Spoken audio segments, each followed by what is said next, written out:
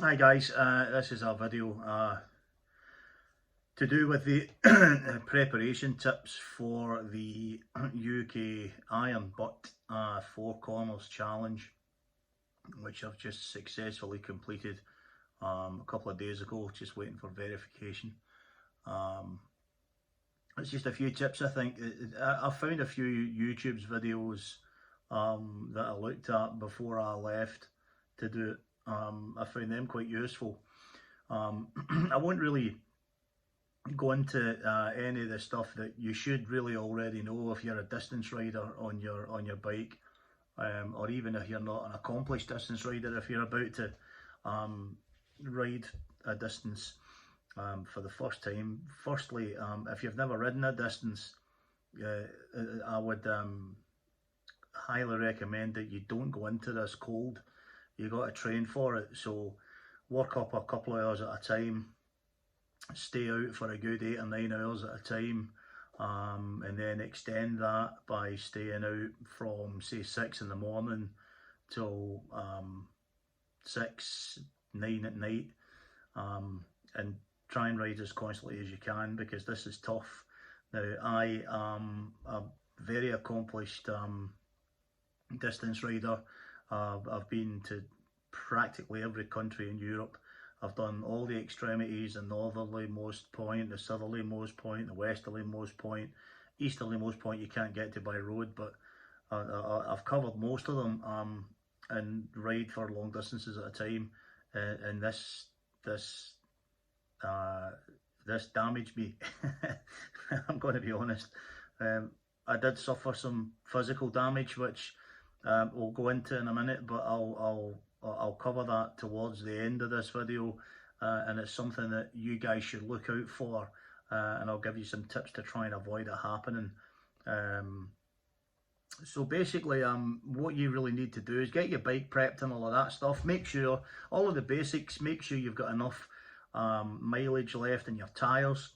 Now, the UK Four Corners is, if you look at the Iron Butts website, you will see that there are 4 points that you have to visit, and they are John O'Groats in Scotland, Ness Point in Lowestoft in Suffolk in England, Land's End in Cornwall in England, and St David's at the south side of Cardigan Bay in Wales. Now, you can visit those 4 points in any order that you choose. The mileage varies depending on your chosen route. So if you choose to start, for instance, at Land's End, then go to St David's, then go over to Lowestoft, and then go up to John O'Groats, or if you start at Lowestoft and then go to Land's End, you get the picture. I guess really all it depends on geographically where you're based, and where is your nearest start point.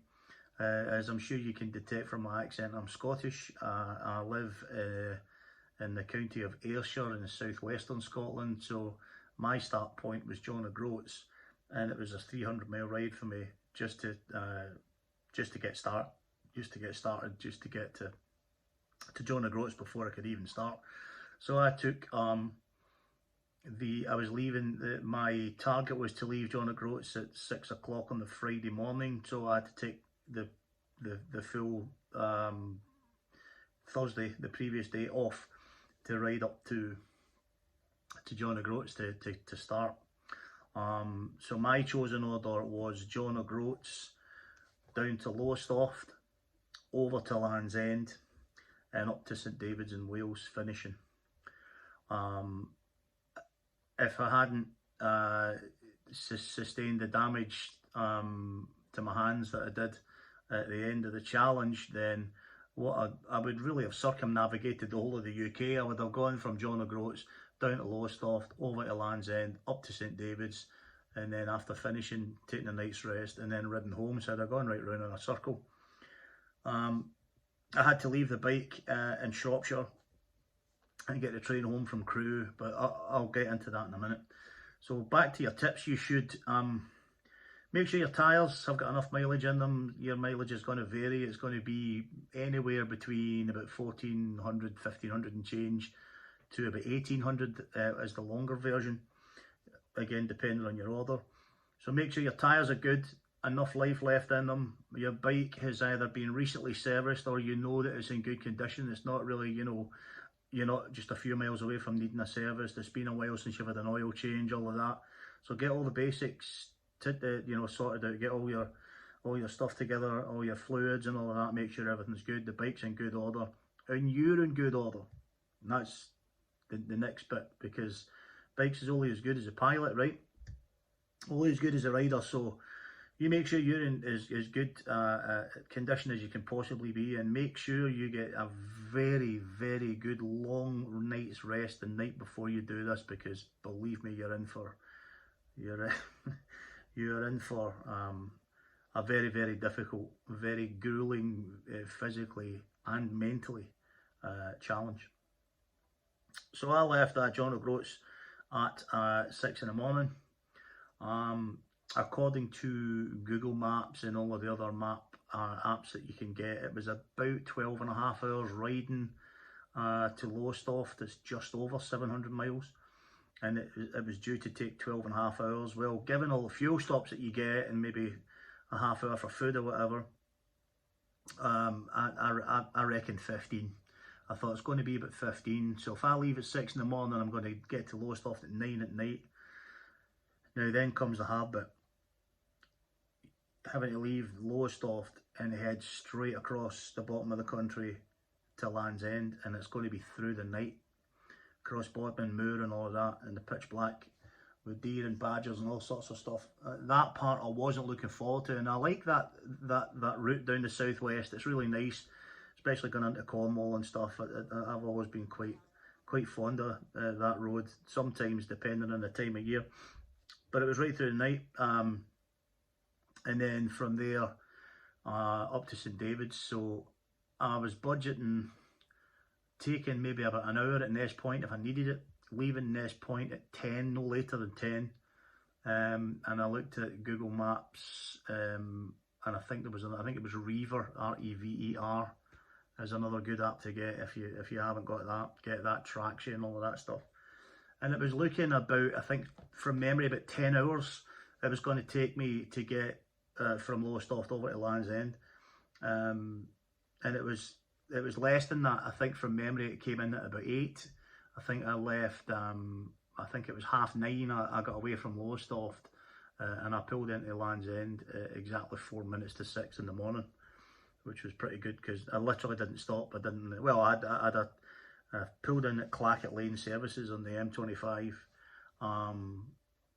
Strange though, I don't understand why it took me around the bottom side of the 25. My sat nav said it's going to be X amount of miles going this way, and it takes you the quickest way. Personally, coming from Lowestoft, I'd have come down the A12 onto the top side of the 25 and run along the top side down past Boreham Wood and then onto the M3. But my sat nav took me over the Dartford crossing, which it just didn't feel right to me. I'm just going over the Dartford crossing going, why on earth are you taking me this way? But you know what? Trust it, because it saved me a lot of, it probably cut about an hour off the journey that I'd allowed for. So I just trusted my gut, trusted my sat nav and followed it around the bottom side of the 25, and I was in there to fill up and got chatting to a couple of cops on the night shift. And those lads were great, out of Caterham, Nick. So if they're watching this, hello. We got chatting away for maybe about half an hour. I was suitably refreshed, had a good chat, kept me awake, kept me sharp. Nice drink of cold coffee, you know the chilled coffees you get, they were great. And then just kept going to Land's End. So the bike has to be in good nick. You have to be in good nick. Now, if you are one of those people who, and this is no criticism because we're all different, but if you're one of these people who, when you look at a distance that you've got to ride, you think, God, that's a long way. That's 700 miles, man, you know. Then forget it. You're heading in the right place. You absolutely must have your head in the right place before you sling a leg over that bike, or you just ain't going to make it. Now, safety is an issue, folks. Don't forget that, because if you get too tired and one part of your head's telling you to press on, but your body or your head's not kind of where it should be, the last thing you want to do is misjudge a bend in the dark you know, and you come flying off the road or whatever, or worse yet, if you're going around a left-hander, if you're not quite, your line's not quite right because it's 3 o'clock in the morning, you're tired, the road's a bit damp, it's unthinkable. You have to be 100% sharp. 95% is no good. You've got to be 100% sharp the whole time, and I found that out the hard way. So make sure you're good, make sure your head's in the right place, make sure you're looking forward to it. Now don't get me wrong, part of me was dreading this because I knew it would be tough, but part of me was really looking forward to it. Part of me was looking forward to going around those places in such a short space of time and setting myself a challenge. I raised money for charity at the same time for doing this, and I'll put a link to the Just Giving page. You know, it's a good cause and all of that. It's a charity called K9 Partners, and they what they do is they provide dogs to disabled people who can't do much for themselves, you know, so the dogs help them get dressed and do minor tasks like, you know, transactions in shops and stuff. You know, it's incredible. I'll send you a couple of links and put a couple of links in the comments. So my primary reason was, one was to challenge myself, and two was to see, you know what, I could probably raise some money for charity at the same time. And I couldn't believe the Facebook, the power of social media. It's a brilliant tool, and I raised over 2,000 quid doing this, which I was astounded at. So that your motivation's there. So that the point I'm making is it gets your head in the right space. You know, you've got your motivation there, which keeps you sharp, keeps you looking forward to it. Because when the going gets tough, and it does, and when you're knackered and stuff like that, you know, you've got to be in a position where you get a refreshment, pick yourself up, and when it's the last thing your body feels like doing, or your mind for that matter, you've got to sling a leg over that bike, and you've got to keep cracking on. You got no choice. If you stop for too long, you ain't going to make it. Which brings me to my next point: covering the bike, covering your mental state, covering your physical state. You know, I mean, I'm not as fit as I used to be, you know, carrying a bit of extra weight and all of that stuff, but I'm fairly good, Nick. But there should be, I think, a cut-off to this as far as age and fitness is concerned. So if you're not in the best of shape and you're getting on a bit, hey, comes to us all. I'm 55 this year, so no spring chicken. But if you find yourself where you're not in the best of shape, and you get achy and all of that sort of stuff after a few years on the bike, yeah, forget about trying this, because it ain't going to happen. Make sure you're in decent condition. The next most important thing is to be, and I've heard this said on other YouTube videos, and it's probably the most invaluable, the most useful piece of advice and information that you can get. You have to be very constructive and economical with your stops. Depending on your tank range, obviously, my bike's a big a GS Adventure, which has got a big tank. But when I ride it, I usually stop about every 150 miles regardless, because it gets me off the bike. You know, we can walk around a bit, refresh yourself, drink a water, quick coffee or whatever as your preference, back on the bike and go. But with this, it's different. All you have the time to stop for is fuel. Fuel for you and fuel for the bike. So don't fill up, right, the bike and then get 50 miles down the road and think to yourself, I'm starving, I'm going to pull in here for a sandwich. You're wasting your time, because if you're pulling in and you're stopping and you're losing time by not moving, then fuel should be going in that bike. So make sure that you time your next food stop. So if you're going to, even if you're just going to grab a sandwich or whatever like that, make sure you time it with a stop where you're also filling up the bike. You get me? So when you stop for fuel, when you have to, then factor into that the fact that you're going to need to also take care of yourself. Toilet breaks, drink coffee, eat something, whatever. Don't take too long, guys. It's so tempting to think, yeah, I'll just take an hour here. You do not have the time. You don't have the time. Trust me. I got to just before Lowestoft. I can't quite remember the name of the place, but just before Lowestoft, there was like an American diner place. I think from memory it was in the A17, and I stopped there. It was probably about 7 p.m. I'd had no real food, just sandwiches and stuff during the day, and I was starving, so I stopped, filled up the bike, and then took it off the forecourt into the car park of this diner place. I went in, had a steak sandwich with fried onions, and man, it was one of the best meals I've ever tasted. I took no more than half an hour. I think that's a lie. I think it was about 40 minutes I took.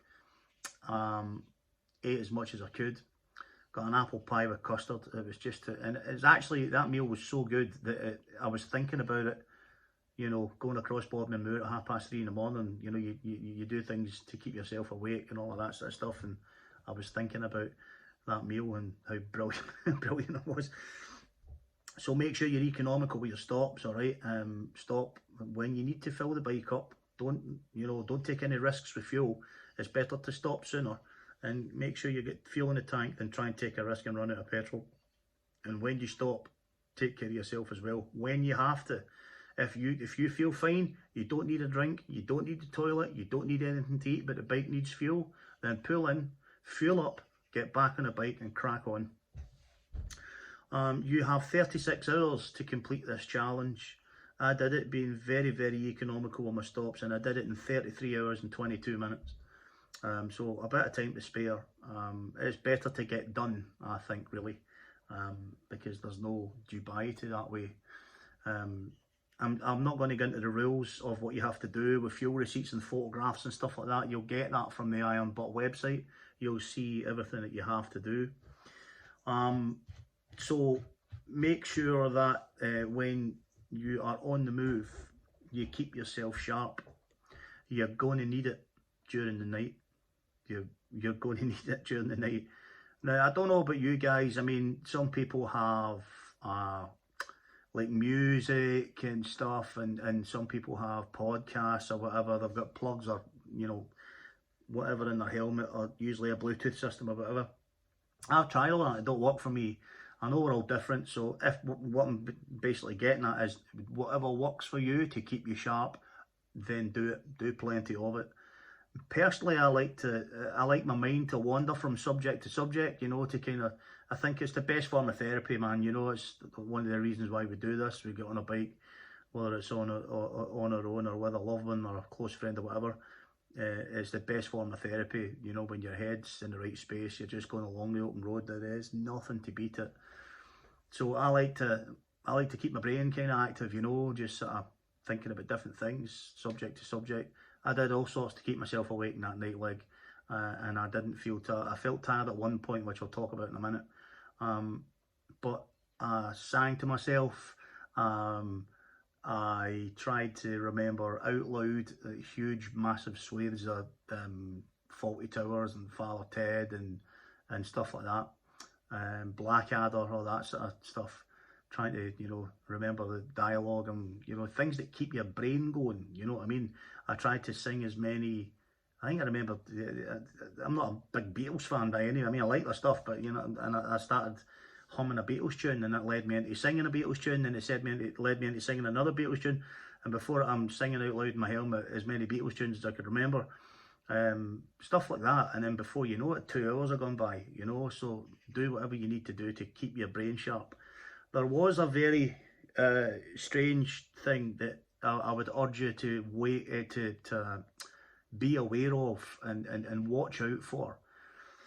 I remember around about 3 o'clock in the morning, between 3 and 5 is the bad bit, all right? Between 3 and 5 is when your body really tells you, you know, get your ass into bed. What you do?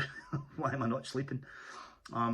So I remember thinking about a friend and thinking, oh shit, yeah, I need to call him because he's got to sort me out my entry tickets to get me into Cornwall. So it was only then that I guess a voice on one shoulder had said, wake up. So that I think that was my brain had started, my mind had started wandering so far that my brain was beginning to enter the first stages of sleep. So I went into a service station, filled up the bike, and got a chilled double shot espresso coffee, necked that, and I was fine. I just ran right into Land's End, bright as a button. So be careful. Do whatever you have to do to keep yourself awake, all right? Now, what I will say to you is, no matter how far you are from the end, and if it's all going well and you get to a point where you are completely spent and you're far too tired, stop. There's no shame in not completing this. Just stop. Sack it. Do it again another time. At least you know you went wrong the first time, right? So, you know, you look back and you think, well, that's where I horsed it up the last time. So next time I do it, I'm going to learn from it and I'm going to go and do it this way. So don't put yourself under too much pressure, is what I'm trying to say. Just, you know, there's no shame in it, attempting it and not. Plenty of people have attempted it and not managed it more than once. So there ain't no shame in it, right? So safety, you're more important than a bike or anything else. It's make sure that you get through this and that you're okay.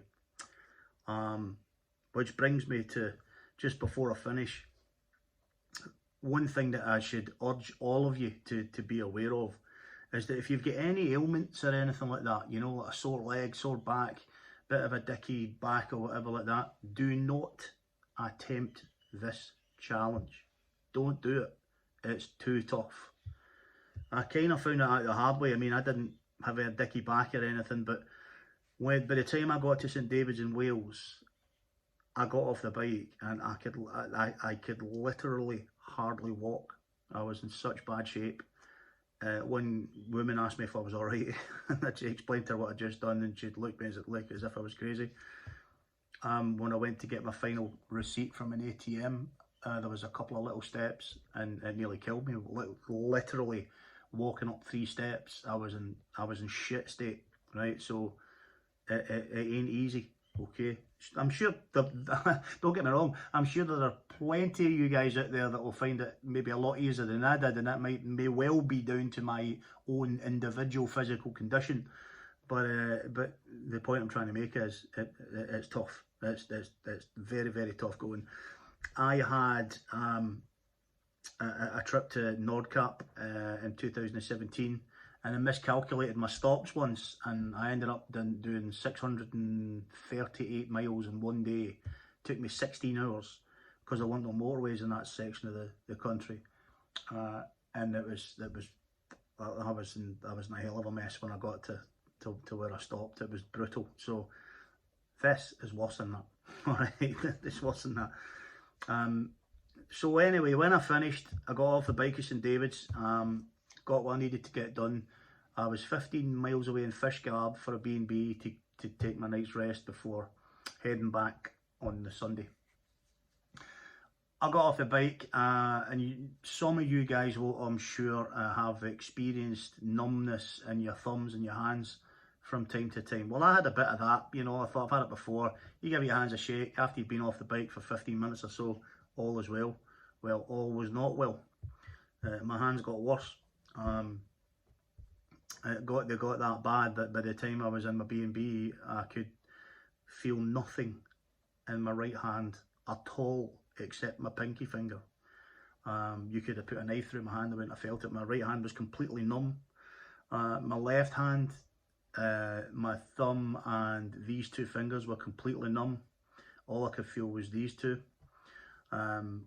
So I thought, you know what, I'll be alright. I'll just rest. I'll go away in the morning. I get into my lovely little B&B in Fishguard, a place called Tara. Look it up. Private house, beautiful place, very well run and immaculate. So I went in there, got a lovely shower. Oh man, fantastic shower, bite to eat, and then settled on top of my lovely bed to watch the football, the Denmark match, and completely missed it. Just fell asleep. So that's how tired I was. Every part of my body was screaming in pain, absolute agony. I get up in the morning, my hands are worse. All right, so the sum and substance of it is that I went to hospital yesterday to A&E to get it checked because it wasn't improving. I was really worried about it, so I had to leave the bike in Shropshire. Had a friend drive me to Crewe, and I got a train home to Scotland from Crewe. So my bike's sitting in a garage somewhere in England. I'll worry about that in a few weeks. But anyway, went to A&E last night to get checked, and doctor said to me that I have compressed the radial nerve in each wrist. The radial nerve is here, right, on each wrist, because of the way your hands are. I mean, even if you don't ride with your hands like this, when you brake on your bike, your hands automatically kind of do that. More so your right hand because of the throttle position and stuff like that. So that's what's done it. So be careful on your bikes, guys.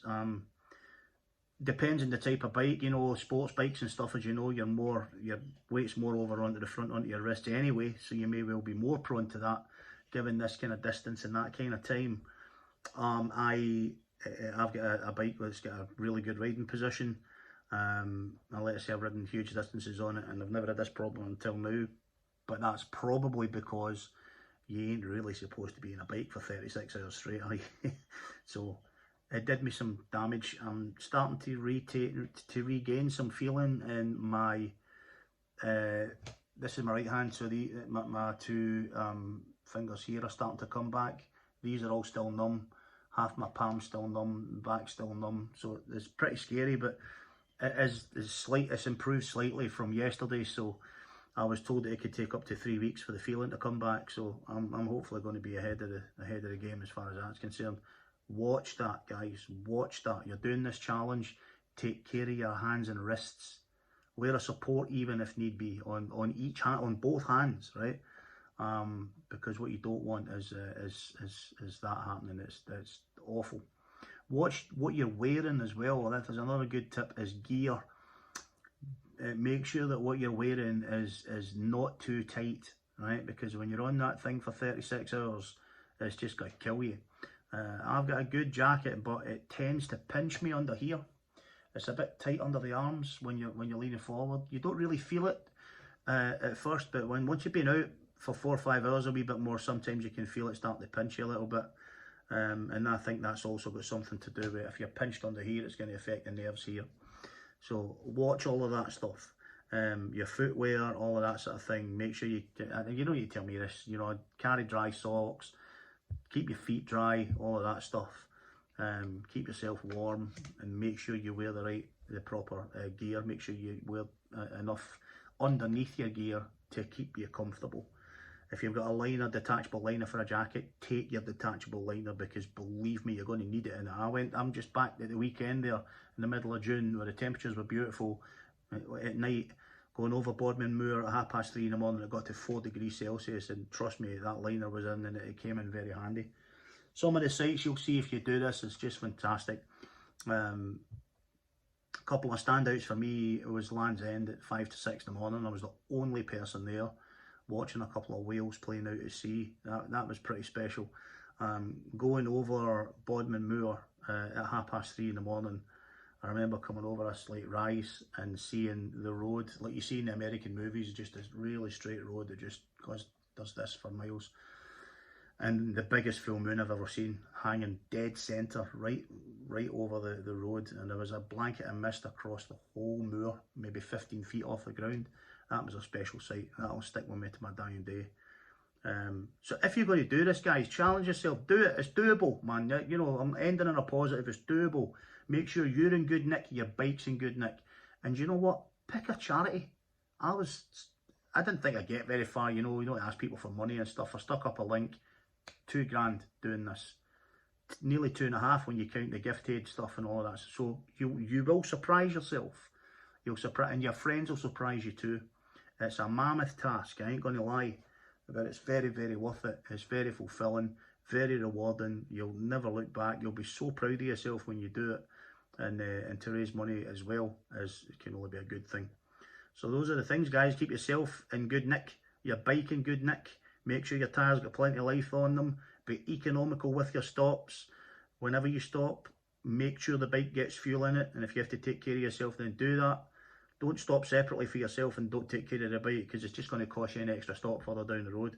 Watch your physical condition, and make sure you watch your wrists, your legs, your neck, stuff like that. Keep yourself sharp, and make sure you get your head in the right place before you go, and make sure you do whatever you have to do to keep yourself sharp on that run, especially in the night leg. I wish you luck, guys, and hopefully some of this advice will come in useful as others' advice has come in useful to me. And I wish you all the very best to do it. The Iron Butt UK 4 Corners 36 hour challenge. Go for it. Cheers.